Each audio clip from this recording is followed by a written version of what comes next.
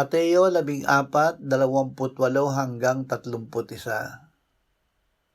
Sumagot si Pedro kay Jesus at nagsabi, Panginoon, kung ikaw iyan, ipag-utos mo sa akin na lumapit sa iyo sa ibabaw ng tubig.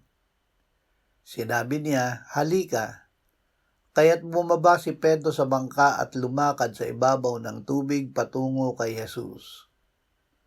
Ngunit nang mapansin niya ang hangin, natakot siya. At nang siya'y papalubog na ay sumigaw siya, Panginoon, iligtas mo ako. Inabot kaagad ni Jesus ang kamay niya at hinawakan siya na sinasabi sa kanya, O ikaw na maliit ang pananampalataya, bakit ka nag-alinlangan? Nangingibabaw sa pananampalataya.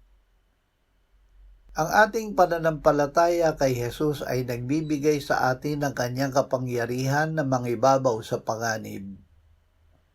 Gaya ni Pedro, madalas tayong magsimula sa pananampalataya, ngunit madaling madala ng hangin at alon ng buhay.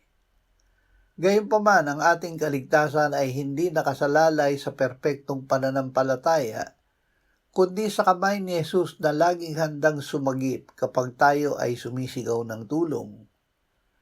Ituon natin ang ating mga mata kay Jesus, huwag sa laki ng problema.